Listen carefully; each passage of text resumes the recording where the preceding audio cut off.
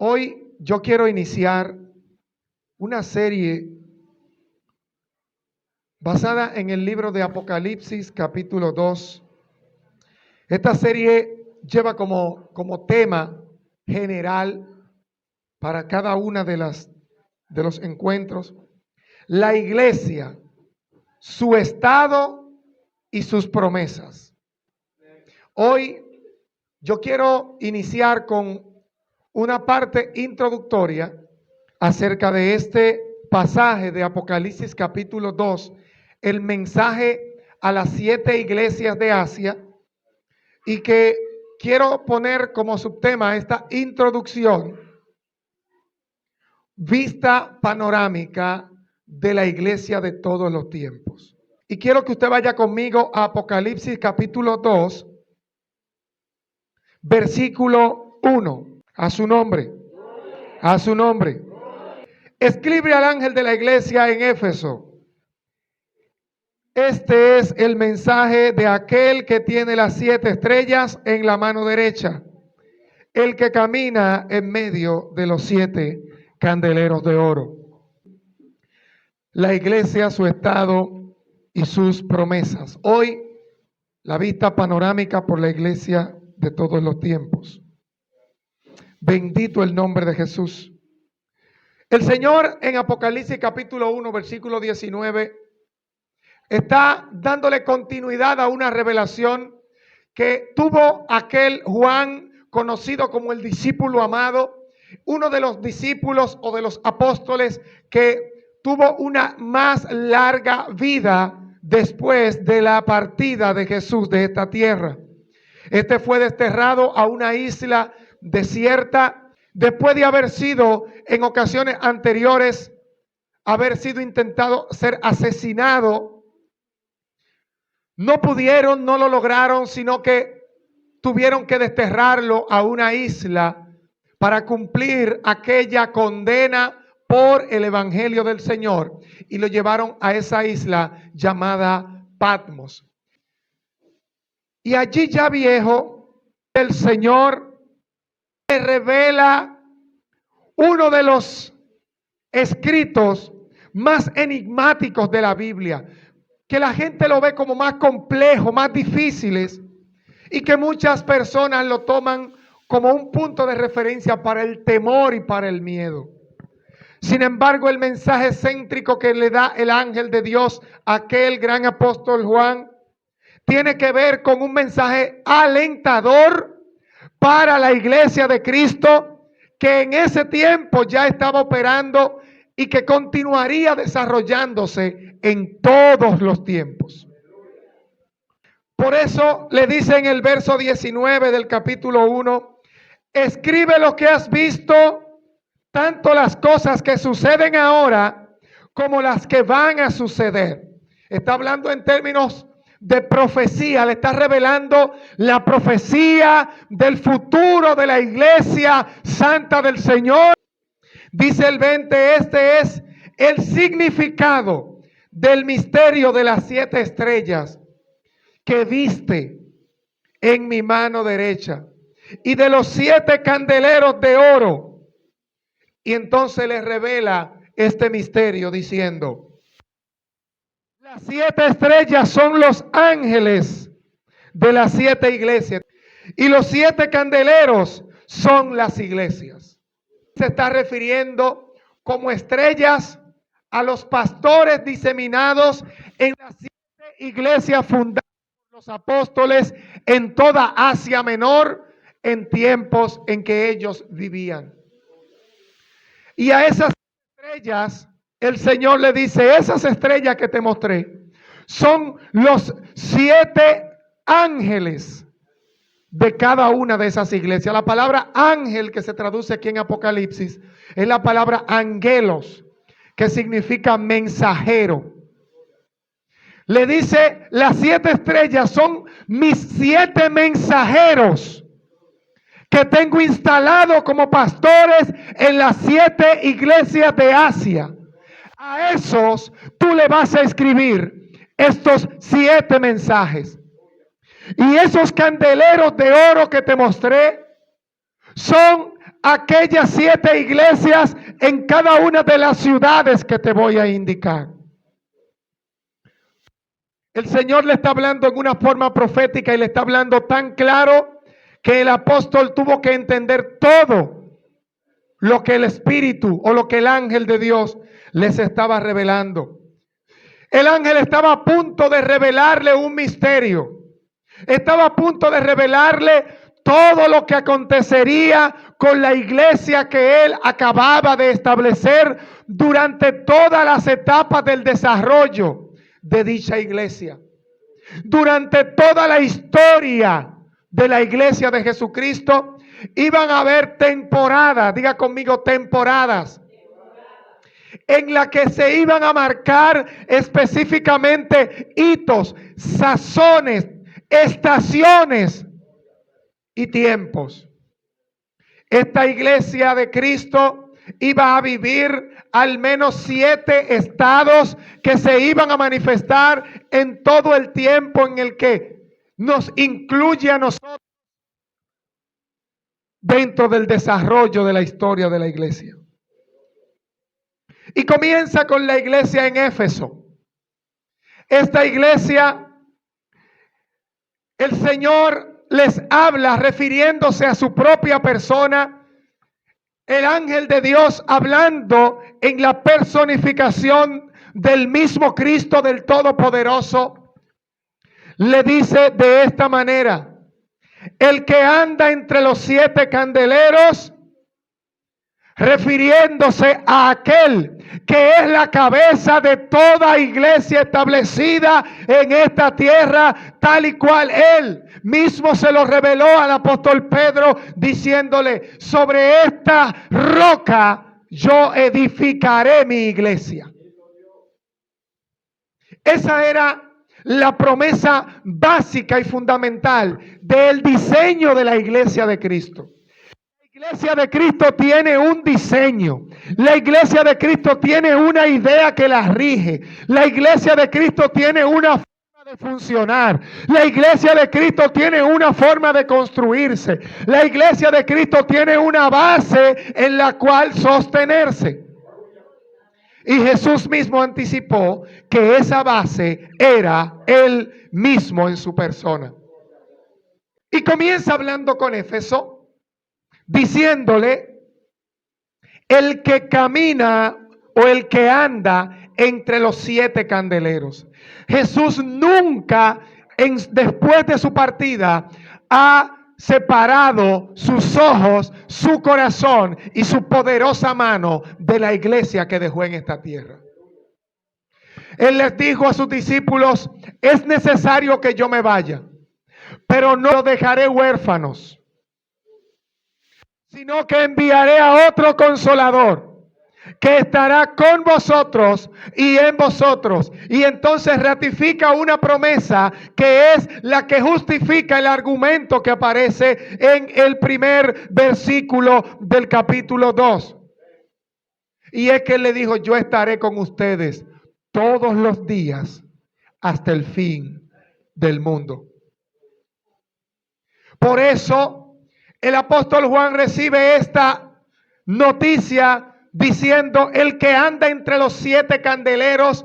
Si los 7 candeleros representan la iglesia santa de Cristo, el candelero que había en el altar, que había en el santuario, tenía 7 candilejas y era una pieza hecha de un solo molde de oro, labrado a puro martillo, en el cual se colocaba el aceite que encendía las llamas que alumbraban el santuario. Y esa tipología de ese candelero representa a una iglesia a base de sufrimiento, de prueba, a base de martillo sería formada, pero que no sería despiezada, sino que se mantendría íntegra, entera y completa, y que a pesar de todo su sufrimiento sería útil, brillante como el oro, e iluminaría el santo monte del Señor. Ese candelero representa a la iglesia. Por eso el Señor dice que Él se mueve dentro de los 7 candeleros. Él se mueve dentro de todas las temporadas de la iglesia. Diga conmigo, y Él está en esta temporada. Cada una de estas iglesias, comenzando por Éfeso, es una representación, y el Señor le dice una cosa distinta que queda plasmada y sellada como mensaje sempiterno para la iglesia de todos los tiempos. A ella le dice el que se mueve en los 7 candeleros, e inmediatamente hace un elogio a dicha iglesia diciéndole que conoce su arduo trabajo. Conozco tu arduo trabajo, le dice, pero también le reprende por haber tenido un descuido. Como hoy en la parte introductoria, solamente voy a darle un tópico en cada una de esas cosas que el Señor conversa con la iglesia, con cada una de esas 7 iglesias. Y luego en el desarrollo de la serie vamos a estar viendo una por una cada una de esas iglesias en representación de cada tiempo en la historia de la iglesia cristiana. El versículo 7 marca el final del diálogo con la iglesia de Éfeso, cuando le dice: el que tenga oído para oír, que oiga al Espíritu y entender lo que Él dice a la iglesia. A todos los que salgan vencedores le daré del fruto del árbol de la vida que está en el paraíso de Dios. Fíjate que el Señor le hace un saludo, reconoce una virtud y le hace un reclamo. Pero les dice a todos los que en medio de cada una de esas iglesias están caminando derecho conforme al diseño, le dice: a los que perseveren, a eso yo les voy a dar tal o cual bendición. La siguiente es la iglesia de Esmirna. Esmirna es interpelada por el Señor, y en esta ocasión el Señor se le presenta a ella como el alfa y la omega. Jesús es la inspiración de la ley de Dios. Él es el principio activo de la ley de Dios. Él es la palabra que fue revelada en la ley de Moisés, que se hizo viva y se convirtió en carne.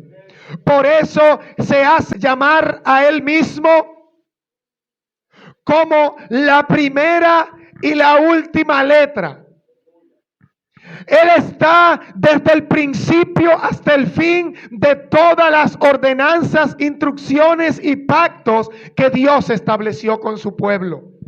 Jesús es reconocido como el apóstol, como el evangelista Juan, como el Verbo hecho carne. Es decir, palabra que se personificó. Es un dicho profético que después de haber sido dicho se manifestó tal cual en las mismas condiciones en las que fue prometido en la palabra. No le faltó ni un solo detalle a todas las promesas que Dios hizo desde la ley y los profetas hasta el cumplimiento y nacimiento de la persona de Jesús. Por eso Juan le dice que Él en el principio era verbo, es decir, era palabra. Y esa palabra vino al mundo hecha carne. Y aquellos a los cuales vino inicialmente los rechazaron, pero a nosotros, a ti y a mí, a los que les recibimos, nos dio la potestad de ser hechos hijos de Dios. Y allí Esmirna está siendo reconocida porque aunque ella aparenta ser pobre, Jesús le dice que es muy rica. Versículo 8 en adelante, Jesús reconoce a la iglesia de Esmirna, a pesar de que físicamente era una iglesia pobre, es decir, no tenía muchas cosas suntuosas y muchos lujos, no tenía gente de grandes caudales económicos, no reportaba grandes diezmos y ofrendas, no tenía un parqueo para 300 carros. La palabra de Dios dice en Apocalipsis capítulo 2, versículo 8 en adelante, que Esmirna era una iglesia rica, dicha por el mismo Señor, a pesar de que todos la veían como una iglesia pobre. Lo que define la pobreza o la riqueza de una congregación, de una iglesia, de una ciudad, no es cuánto lujo tenga o no tenga, sino cuán cercana está a la voz de su Señor y cuán anclada está al cuerpo de Cristo como iglesia. Versículo 10, 11, marca el final del diálogo de Dios con Esmirna y le dice: todo el que tenga oído oiga, y debe escuchar al Espíritu y entender lo que Él dice a la iglesia. Los que salgan vencedores no sufrirán daño de la segunda muerte. A estos les responde con una promesa de que no sufrirán daño de la segunda muerte. Y continúa con la iglesia de Pérgamo, la tercera iglesia establecida en Asia Menor, en esa región que hoy se conoce con el nombre de Turquía y alguna zona próxima al Mar Negro. Esas iglesias, dentro de las cuales se incluye Pérgamo, y que el Señor se refiere a ella como el que tiene la espada aguda. Diga conmigo, la espada aguda. Nótese que a cada una de estas iglesias Jesús se le presenta con una actitud diferente.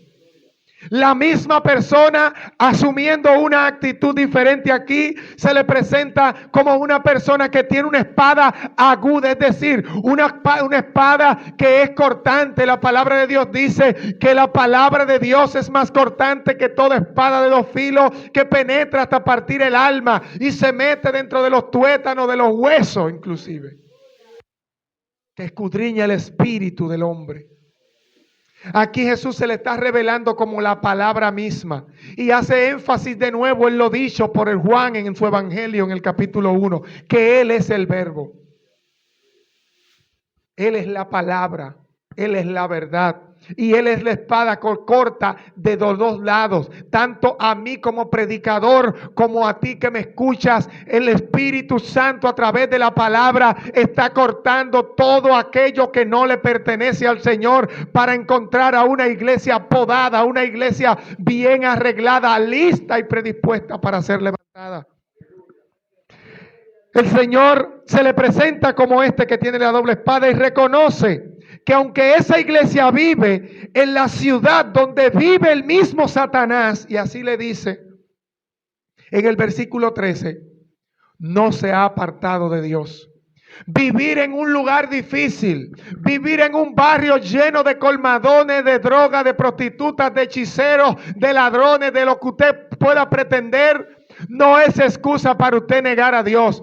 Vivir en un lugar sano, lleno de cristianos, en un lugar donde todos vayan a una iglesia y donde todos oren por la mañana, no es un lugar suficiente como para estar seguro del pecado y de la maldad, porque está detrás de tu oreja. Por eso el Señor reconoce y felicita a la iglesia de Pérgamo, porque aunque vive en la ciudad donde habita Satanás, y se lo dice el mismo Señor así, no me has negado. No hay pretexto de tener malas compañías, de tener gente cerca en el trabajo, ni en la escuela, ni en el Facebook, ni al lado sentado en el banco de la iglesia para usted entrar en una situación pecaminosa. No tiene pretexto, porque todo lo que el hombre tiene dará por su vida. Y si usted quiere proteger su alma y quiere conservar la salvación que Cristo le ofrece, eso va a depender de su compromiso con el Padre. Y el versículo 17 marca el final del diálogo con la iglesia de Pérgamo, diciéndole: todo el que tenga oídos para oír debe escuchar al Espíritu y entender que él dice a las iglesias: todos los que salgan vencedores le daré del maná que ha sido escondido en el cielo. A estos le responde ofreciéndole maná del cielo, es decir, él mismo como su persona, cuando dijo: yo soy el pan del cielo, yo soy el maná.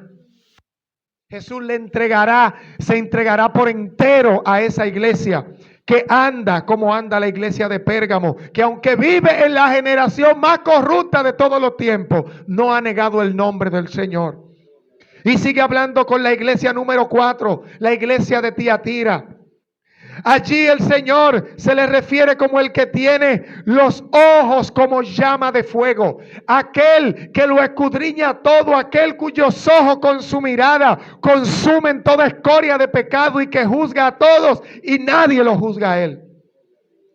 Así se le presenta el Señor a Tiatira, reconociendo su arduo servicio, pero se queja de que tiene allí a una persona desagradable, irritante y sumamente insolente, irrespetuosa, irreverente en todo el sentido de la palabra, a la cual el Señor la llama Jezabel, haciendo sin duda alguna referencia a aquella Jezabel que corrompió al pueblo y que levantó altares idólatras en todo y que enseñó al pueblo a pecar y a fornicar. Hace un reclamo a la iglesia de Tiatira, que es una iglesia que tiene muy buen servicio y que tiene un corazón para servir, pero que no ha sido lo suficientemente valiente para decirle la verdad a la gente en la cara. Que todavía retiene ahí a Jezabel, que todavía retiene ahí a aquellos sensuales que quieren vivir conforme a la carne y a los sensores del cuerpo y no conforme a los designios del Espíritu. Y continúa con el diálogo a la iglesia de Tiatira en el versículo 28 diciendo: tendrán la misma autoridad que yo recibí de mi Padre y también les daré la estrella de la mañana. Esa es la promesa que Dios le da a Tiatira, que los que logren sobrepasar a la maldad que hay en aquella mujer Jezabel o aquella que representa la encarnación del pecado dentro de un determinado grupo de creyentes, a los que se zafen de esa maldición, el Señor le dará autoridad. Para nosotros vivir en autoridad tenemos que someternos a la autoridad de Cristo y ejercer la autoridad que Él nos delega, diciéndole al pecado, pecado, porque Cristo quiere que justicia y juicio se haga en la tierra. Dice Jeremías capítulo 9 versículo 24: no se gloríe el sabio en su sabiduría, ni el fuerte en su fortaleza, ni el rico en su riqueza, sino si alguien hubiera de gloriarse, gloríese en conocerme y entenderme, que yo soy Jehová, que hace justicia y juicio y en la tierra, y estas cosas quiero. Allí a Sardis, él se le refiere como el que tiene los 7 espíritus y los 7 aspectos y las 7 estrellas. Él reconoce sus actos, sus grandes actos, pero también reconoce una falsa fama de que vive, pero que realmente está muerta. Qué triste para la iglesia de Sardis que el Señor, que tiene los 7 espíritus, cuando la Biblia habla de 7, está hablando en cualquier aspecto de plenitud y cumplimiento. Cuando habla de que tiene los 7 espíritus, es que el Espíritu de Dios está cubriendo plenamente todo este vasto universo y que tiene presencia en cada rincón, espacio y en cada corazón, y que no hay nada que se escape a su supervisión y a su cobertura. Y está hablando el que tiene los 7 espíritus dispersos por toda la tierra y el que tiene los 7 aspectos, es decir, el que puede ser reconocido de la manera más plena que se pueda mencionar. Ese le está hablando a Sardis, reconociendo sus actos. Él sabe todo lo que ella está haciendo. Yo no sé lo que tú estás haciendo en la privacidad de tu casa. Yo no sé lo que hay en tu teléfono celular cuando nadie te está mirando. Yo no sé lo que ves en la televisión cuando estás a solas. Yo ni siquiera me imagino en qué estás pensando en los momentos en que no hay luz y no tienes nada que ver ni qué hacer. Pero yo quiero que tú sepas que el que tiene los 7 espíritus de Dios por toda la tierra, ese puede escudriñar la mente y el corazón y todo cuanto pasa por ellos. Y Dios conoce muy bien lo que nosotros estamos haciendo. Dios está muy claro de cada paso que damos y Él lo reconoce. Pero Él le llama la atención y le hace un reclamo a la iglesia de Sardis diciéndole: pero conozco tu fama de que vives, de que le hace creer a los otros que estás vivo cuando por dentro estás muerto. Iglesia, tenemos que aprender a ser sinceros con el Señor. El hecho de que nosotros nos sintamos débiles no es un pretexto para irnos al mundo, para que el enemigo haga con nuestras carnes lo que le parezca. Es reconocer que estoy débil diciendo, Señor, me siento mal, me siento desconectado, quiero encontrarme contigo de nuevo. Padre de la gloria, tengo expuesto en mi corazón no volver atrás, pero sin tu fuerza no voy a seguir. Nunca aparentar como que realmente estamos vivos y vigorosos en el espíritu, cuando por dentro estamos secos, cuando por dentro los ríos de agua viva no fluyen, cuando el Espíritu de Dios hace rato se apartó de nosotros. Eso le reclamó a la iglesia de Sardis, porque el Señor le dice, si ustedes siendo malos, si su hijo le pide un huevo, no le dará una serpiente. Si son ustedes siendo malos, ¿cuánto más vuestro Padre le dará el Espíritu a aquel que se lo pida? Pida el Espíritu las veces que sea necesario, porque no podrá quedar en pie un solo cristiano sin el Espíritu Santo en esta tierra. Es imposible ser cristiano, profesar una fe cristiana genuina, si no se porta por dentro el Espíritu Santo de la promesa que Jesucristo dijo que nos sellaría el día en que confesáramos.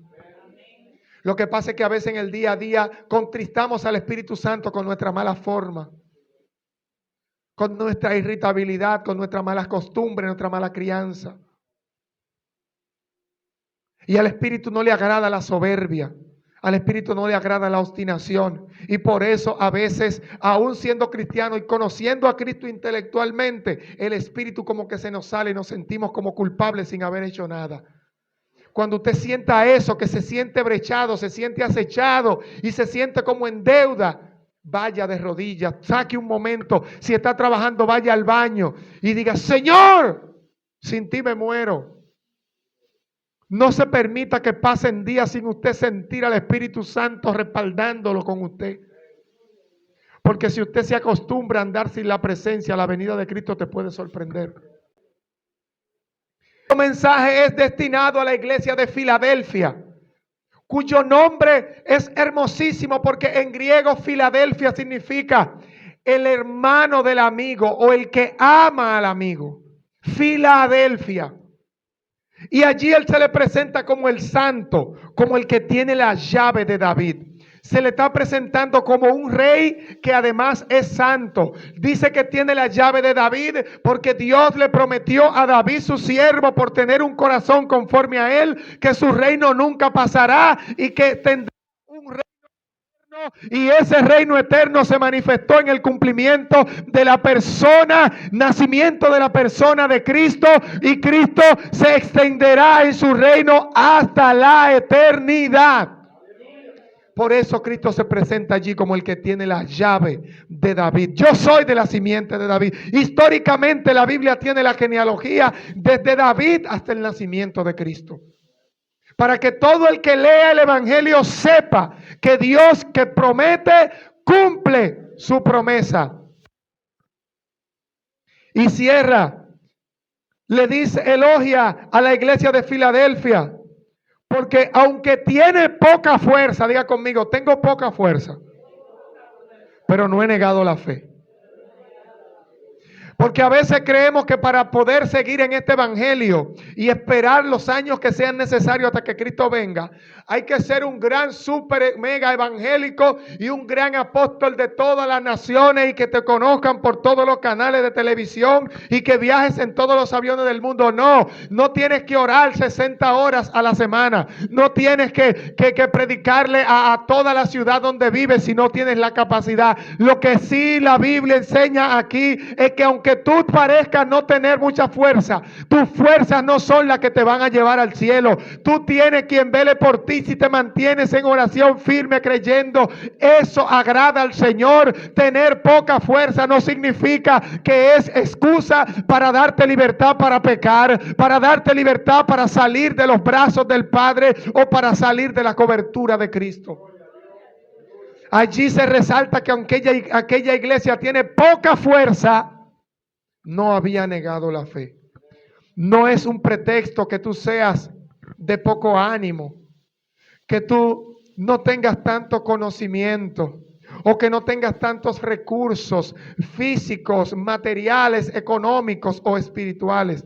Con la fe salvadora es suficiente para conservarte puro, limpio y sin mancha. Si tú crees que la confesión de fe que hiciste delante del Señor es real y que tú te arrepentiste a Cristo, esa fe salvadora se conservará contigo hasta el día de tu final redención. ¿Vive o no vive? ¿Vive o no vive? Y termino hablándote de lo que es la iglesia de la Odisea. La iglesia de la Odisea es el séptimo mensaje que le describe el Señor a Juan. Y allí el Señor se le refiere a él como el fiel y verdadero. Le dice que Él es el fiel y el verdadero. ¿Por qué le dice fiel y verdadero? Que es el nombre que aparecerá en aquella insignia cuando Él venga a vencer a todo el mundo. Dice, y su nombre es fiel y verdadero. Ese es su nombre. Él es la palabra. La palabra de Dios es fiel y es verdadera. Se encarnó en Jesús y Él, fiel y verdadero, está viendo nuestras obras. A la Odisea reprende por su tibieza de corazón. Le dice, pero también reconozco que tú no eres fría ni eres caliente, sino tibia. Pero te recomiendo, oiga bien, que seas fría o caliente y no tibia, porque yo a lo tibio lo vomito de mi boca.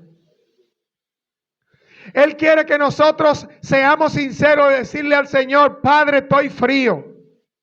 Señor, no siento nada. No se mueve nada por dentro mío. Todo lo que tengo lo tengo en la cabeza, pero nada ha bajado a mi corazón. Estoy seco. Estoy desnudo espiritualmente. Porque la Odisea se decía ser rica, como le reclama el Espíritu y le dice, pero cuando realmente eres pobre, ciega y desnuda. No podemos pretender que tenemos algo que no portamos por dentro. Mire, usted puede que no aparente nada, pero si Dios dice que usted está lleno, aunque el mundo viva cavilando en su cabeza acerca de ti, usted está lleno. Pero aunque usted le haga aparentar al mundo de que usted está rebosando, si usted está seco, sigue estando seco delante de Dios. No importa los elogios, no importa los piropos que te den, no importa que te diga, a ti se te está notando que tú eres cristiano. Varón, pero tú después que eres pastor, ahora es que tú estás bonito. Ministro, ahora después que tú estás congregándote todos los domingos, ahora es que tú estás bien. Aunque usted haga lo que haga y aparente lo que aparente, si está seco, usted es el primero en enterar. Debe ser sincero e ir delante del Señor. No se lleve de los elogios, que los elogios pueden hacerte sentir bien aquí, pero en tu espíritu no pueden hacer nada por ti. Cuando llegas a casa otra vez te sientes en deuda. Cuando llegas a casa otra vez te sientes culpable, te sientes sucio y te sientes solo. Porque los piropos te elevan el ego por un momento, pero el espíritu te llena y te da gozo permanente.